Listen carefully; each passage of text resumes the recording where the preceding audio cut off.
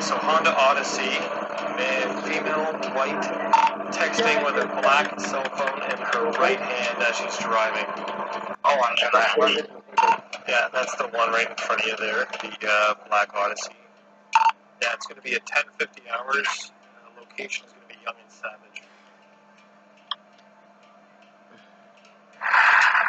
We can't be everywhere at all times, but if we're able to make these observations on these main roadways, we know that the message will get out there. So I think in bringing in the public, bringing in our community partners, that will allow us to work together to ultimately try to lower the amount of distracted driving that's out there.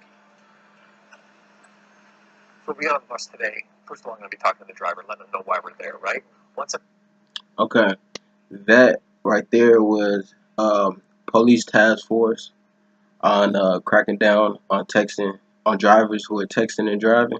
Um, Currently, right now, there are only 30 states out of the 50 who has banned texting and driving. Reason why is because the numbers jump exponentially every year of fatalities, car crashes, and injuries every year. Um, that's how serious it has gotten. And honestly, a lot of people don't understand. Um, you taking your eyes off the road increases your chance of crashing, of hitting a pedestrian, or just in fact losing control on the road. There's weather conditions that you have to be aware of: rain, fog, sleet, snow, depending on where you are. All those are factors in the driving and texting and driving. Um, in fact, I have a couple fun facts, but 78% of distracted drivers are texting and driving. Um, Texting and driving is, in fact, the equivalent of drinking 4 beers and getting behind the wheel. Um, Approximately 1.6 million car crashes a year and 360,000 injuries, I believe. Yes, 360 or 390, in fact. But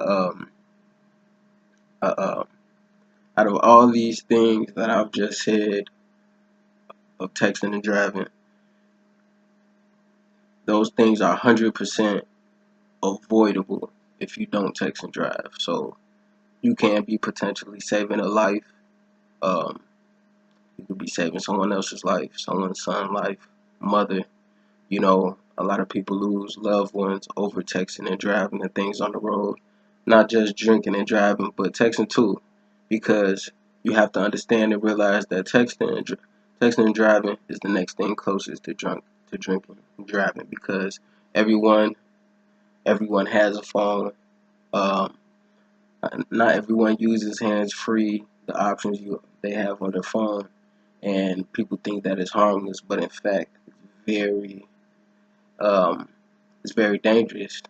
I've used it, I've done it.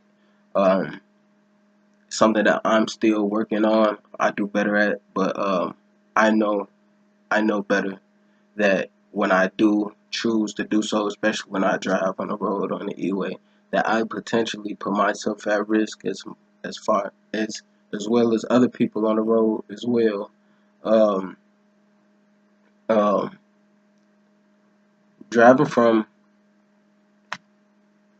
work, driving from school, um, or going down the street, it can happen in a second. Uh, it's in fact a study shows that from you getting a text and you finding out and looking down for your phone and picking up and looking at your phone, it takes about 3 to 4 seconds on average to look in your phone. Um, it's a study. It's a fact that it takes about 1 second for traffic changes, for anything that happened while you're not looking at the road, for anything to happen or go downhill. So just put that in perspective that two other people who you're driving with on the same road as you looking at your phone. Everybody's has their focus off the road. It's very dangerous.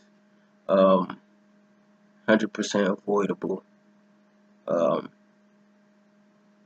there's no telling if you could survive from these car accidents.